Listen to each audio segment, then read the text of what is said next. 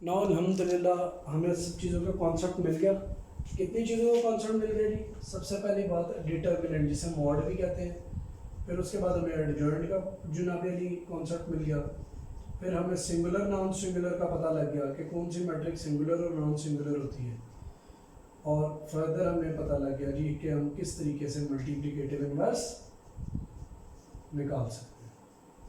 और उसके अलावा हमें ये भी पता लग गया कि मैट्रिसेस कम्यूटेटिव होती हैं, मैट्रिक्स आर कम्यूटेटिव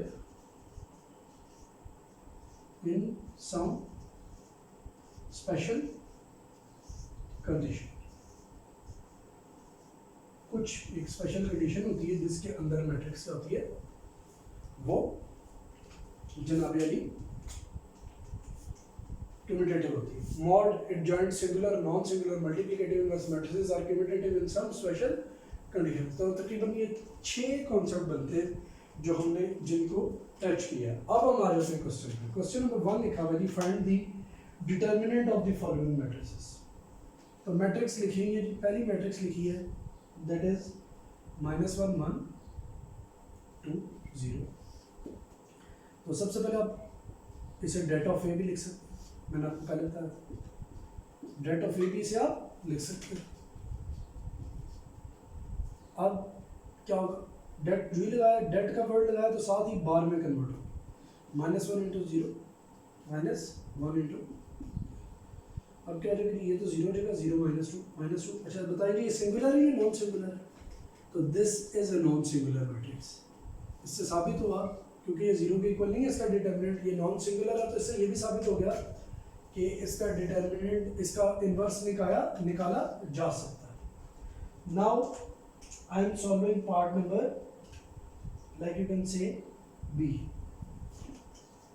सारे करवा दूंगा, कोई ऐसी बात नहीं। तो लिखा हुआ जी 1 3 2 -2। नाउ डिटर्मिनेंट ऑफ बी मैंने दोनों तरह इसलिए लिख दिया ताकि आप कंफ्यूज ना हो, आपको पता हो कि बाकी ये दोनों तरह लिखा जा सकता है, कोई इसमें ममानियत नहीं है। Now what happens, it becomes -2 -6 becomes -8। साबित हुआ ये भी कौन सी मैट्रिक्स हुई, ये भी नॉन सिंगुलर थी, ये भी नॉन सिंगुलर थी। गो के बताना नहीं है लेकिन वैसे आपको साथ साथ बताया जा रहा है। तो ये नवाज शरीफ नहीं है, नॉन सिंगुलर है, ठीक है। सो नॉन सिंगुलर मैट्रिक्स है। तो नॉन सिंगुलर मींस इसका डिटर्मिनेंट भी निकल सकता है और इसका डिटर्मिनेंट भी अल्हम्दुलिल्लाह निकल सकता है।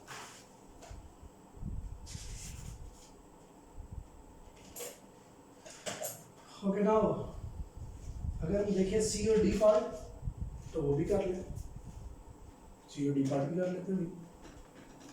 इसमें कौन सी अजीब बात है। नाउ सी पार्ट यानी कि third part is 3 2 3 2।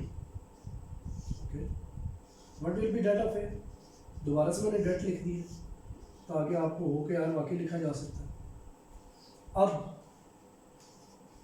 Date of ए तो आ जाएगा 3 इंटू 2 -2 इंटू 3 माइनस कर दिया, 6 -6 क्या होगा 0। अच्छा ये भी मान्यत नहीं है, पता चले आप इधर भी कंफ्यूज हो कि ये पहले लिखना ऊपर वाला, और यार ये पहले लिख लो मल्टीप्लाई करते हुए, बस इनको मल्टीप्लाई करना है, माइनस इनको मल्टीप्लाई करना, आंसर निकलेगा 0। साबित हुआ ये कौन सी मैट्रिक्स हुई, सिंगुलर। ये मैट्रिक्स कौन सी हुई जी, सिंगुलर। इसका डिटर्मिनेंट नहीं निकलेगा, ओ सॉरी मल्टीप्लिकेटिव इनवर्स। डिटर्मिनेंट तो निकला है, डिटर्मिनेंट क्या है जी इसका, हमने अभी देख लिया, वो क्या है 0 अंडा। तो इसका इनवर्स नहीं निकलेगा। रीजन मैंने आपको बता दी है, क्योंकि इनवर्स डिवाइड होता है जाके, मॉड उसमें डिवाइड होता है तो इन्फिनिटी दे देगा सारे एलिमेंट्स को, इसलिए हम इसका मल्टीप्लिकेटिव इनवर्स नहीं निकाल सकते। एडिटिव तो निकलेगा, सबके साथ माइनस लग जाएगा। Okay, what will be D mod 3 1 2 4, then 3 into 4 -1 into 2, 12 - 2 10। यानी साबित हुआ इसका क्या है जी, डिटर्मिनेंट 10 है। तो ये भी एक नॉन सिंगुलर मैट्रिक्स है। ये भी एक कौन सी मैट्रिक्स है जी, नॉन सिंगुलर। अच्छा, इस क्वेश्चन में सिंगुलर नॉन सिंगुलर निकालना नहीं था, लेकिन हमने फिर भी इंडिकेट कर दिया। अगले में निकालना ही सिंगुलर और नॉन सिंगुलर है। जो क्वेश्चन नंबर 2 है उसके अंदर निकालना ही सिंगुलर और नॉन सिंगुलर। तो कैसे निकलेगा, डिटर्मिनेंट ही निकालना है। डिटर्मिनेंट में जिसका डिटर्मिनेंट 0 हो जाएगा वो सिंगुलर है, जिसका डिटर्मिनेंट 0 नहीं होगा वो नॉन सिंगुलर है, उसका मल्टीप्लिकेटिव इनवर्स पॉसिबल। सिंपल सी बात, बारह ही बात मैं बता चुका हूँ। तो आगे क्या लिखा है जी, नेक्स्ट क्वेश्चन इज दिस कि लिखा हुआ है जी फाइंड द मल्टीप्लिकेटिव इनवर्स, बल्कि लिखा है question number 2 which of the following matrices are singular और non singular.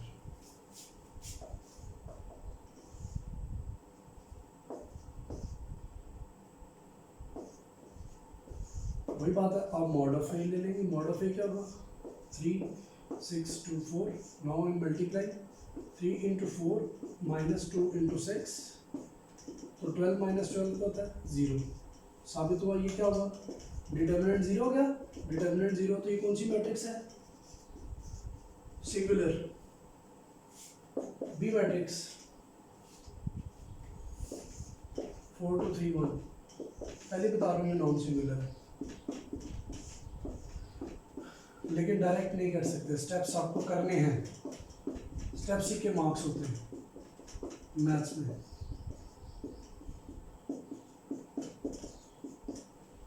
Alright,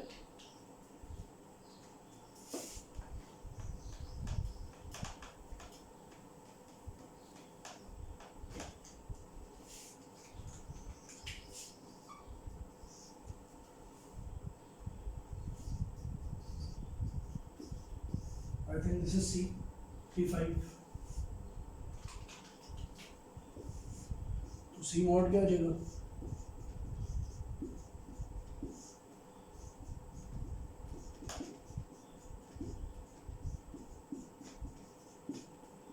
$35 plus 27। I think this becomes 62। तो डेफिनेटली ये भी कौन सी मैट्रिक्स है, ये भी नॉन सिंगुलर, और ये भी कौन सी थी, ये भी नॉन सिंगुलर थी। ऑलराइट, इसी तरीके से डी पार्ट है, तो डी पार्ट आप खुद निकालेंगे और वो सिंगुलर निकल आएगा, पहले ही बता रहा हूँ। ठीक है, डी पार्ट मैं नहीं कर रहा, वो अब आप खुद करेंगे। You should do the D part. Alright, D part is your जिम्मेदारी। ओके, अब वो ये कह रहे हैं जी पार्ट नंबर क्वेश्चन नंबर 4 में कह रहे हैं जी मल्टीप्लिकेटिव इनवर्स निकालें अगर पॉसिबल है। तो आज जो मैंने करवाने ना क्वेश्चंस वो करवाने भी यहाँ तक ही, ठीक है। बाकी 4 5 6 फिर हम इंशाल्लाह नेक्स्ट लेक्चर में करेंगे। तो मल्टीप्लिकेटिव इनवर्स जो करना है जी उसके बारे में क्या लिखा है, कहते हैं जी ये सर्टेन मैट्रिसेस दी हुई हैं। मैं आपको पहले ही बता देता हूँ कि जो मैट्रिक्स आपकी सी है उसका मल्टीप्लिकेटिव इनवर्स नहीं निकल पाएगा, और उसके अलावा 1 का भी निकल आएगा, 2 का भी निकल आएगा और 4 का भी निकल आएगा। तो ज़रा जो ट्रिकी है ना वो 4 लग रही है, 1 और 2 मैं आपको दे दूंगा एज ए होमवर्क। ज़रा होमवर्क टफ होना चाहिए ना। तो मैंने क्वेश्चन नंबर 2 का आपको दिया पार्ट नंबर 4, और क्वेश्चन नंबर 3 का मैंने आपको दे दिया पार्ट नंबर 1 और 2। 3 तो मल्टीप्लिकेटिव इनवर्स निकलेगा ही नहीं, क्यों उसकी वजह बताता हूँ। देखिए 3 मैट्रिक्स लिखी है ये, ठीक है जी। आप इसका सबसे पहले क्या निकालेंगे, डिटर्मिनेंट निकालेंगे। तो ये आ जाएगा -2 -9 -6 × 3, माइनस माइनस प्लस हो जाता है 18 -18 0। तो ये तो मैट्रिक्स ही क्या हो गई है, सिंगुलर। तो आप लिखेंगे singular matrix does not have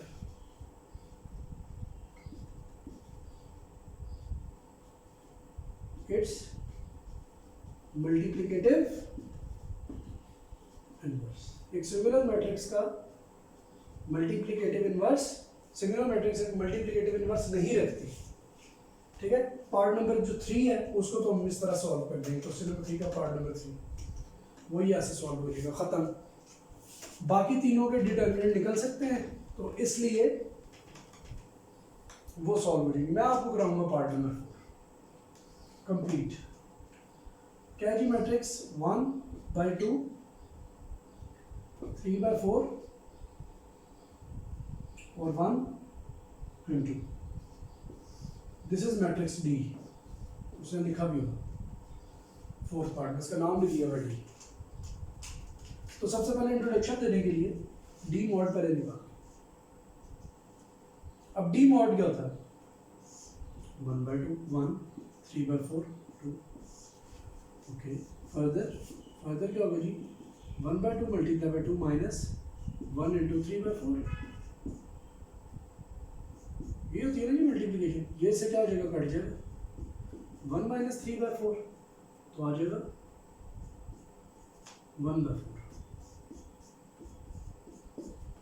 जब आप इसका एलसीएम लेंगे तो ये क्या आ जाएगा? 1/4। 1/4 डज नॉट इक्वल्स टू 0, 0 के बराबर नहीं है, साबित हुआ नॉन सिंगुलर मैट्रिक्स है। तो हम लिख देंगे D is a non singular matrix,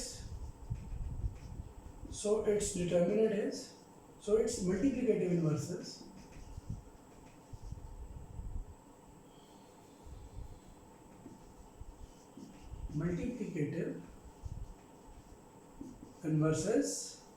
possible, क्योंकि उसने ये भी ऊपर लिखा if possible, if exists, its multiplicative inverse exists। अच्छा, अब एडजॉइंट निकालते हैं। एडजॉइंट ऑफ D कैसे निकलेगा? बड़ा सिंपल है, इनके प्लेसेस, इनके साइंस।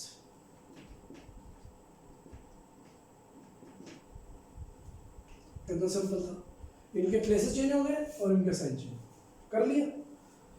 2 माइनस 3/4 और माइनस 1 1/2। अब डी इनवर्स मल्टीप्लिकेटिव इनवर्स किसके इक्वल होता है जी? ये होता है जी 1/mod of D multiply by adjoint of D. देखिए वो ए के लिए लिखा था, अब डी है तो डी के लिए लिखेंगे। ये तो कॉमन सेंस है, जो लेटर अवेलेबल है मैट्रिक्स का उसी को यूज करेंगे। जरूरी नहीं कि हर दफा यही लिखना, जो गिवन है वही लिखना, पैटर्न वही रखना, लेटर की चेंजिंग से फर्क नहीं पड़ेगा। अच्छा, डी अभी हमारा क्या निकला था? 1/4, ठीक है। और ये क्या है जी? ये आ रहा है जी 2 माइनस 3/4 माइनस 1 1/2। अच्छा, मजीद बात बताएं, 1/1/4 क्या होता है? कोई बच्चा गैस कर सकता है? ये बेटा 4 होता है, ठीक है। क्यों? उसकी वजह देखो, मैं लिखूंगा 1 डिवाइडेड बाय 1/4, 1 मल्टीप्लाई बाय 4 में 1 हो जाएगा, आंसर 4 आएगा। डिवीजन जब मल्टीप्लिकेशन में कन्वर्ट होती है तो जो है वो इन्वर्ट हो जाती है, रेसिप्रोकल ले लेती है नेक्स्ट फ्रैक्शन का। तो एक हम वैसे भी रिनोन स्टेटमेंट कहते हैं कि देखो ये न्यूमरेटर है, ये डिनोमिनेटर है। कहते हैं जी डिनोमिनेटर का जो डिनोमिनेटर होगा, ये डिनोमिनेटर है, और जो इसका डिनोमिनेटर होगा वो न्यूमरेटर बन जाएगा। एक स्टेटमेंट है, the denominator of the denominator becomes numerator. So by this 4 ऊपर चला जाएगा और 4 इन सब के साथ क्या हो जाएगा जी? क्या हो जाएगा? मल्टीप्लाई। तो 4 2s are 8, इधर 4 4 कट जाएंगे, -3 -4, इधर भी आपस में कटेंगे लेकिन 2 है। ये आंसर है जी, ये इनवर्स है, ठीक है जी। This is inverse of first matrix, जो हमारी स्टार्टिंग मैट्रिक्स थी, ये उसका क्या है? इनवर्स है। इस इनवर्स को मैट्रिक्स से मल्टीप्लाई करें, आंसर आइडेंटिटी मैट्रिक्स आ जाएगी ऑफ ऑर्डर 2/2, I2 जिसे हम कहते हैं। बैरल फॉर्म में करना नहीं। अब पार्ट नंबर 1 और 2 इज प्योरली योर टास्क, इसीलिए दिया है ताकि आपकी प्रैक्टिस बने। इतना तफसील से जो समझाने का मकसद था वो पूरा ही तब होगा जब आप खुद से प्रैक्टिस करेंगे। सो आप इस मैट्रिक्स को क्या करें? परफॉर्म कीजिए प्लीज। सो इस मैट्रिक्स ऑपरेशन को जिसे आप मल्टीप्लिकेटिव इनवर्स कहते हैं, तो मल्टीप्लिकेटिव इनवर्स आपको क्वेश्चन नंबर 3 में पार्ट नंबर 1 और पार्ट नंबर 2 में निकालना होगा। If you have any problem you can discuss it with me, और फिर 3 4 5 6 क्वेश्चन जो है वो हम अपने नेक्स्ट लेक्चर में करेंगे। So till then, thank you so much, अल्लाह हाफिज़।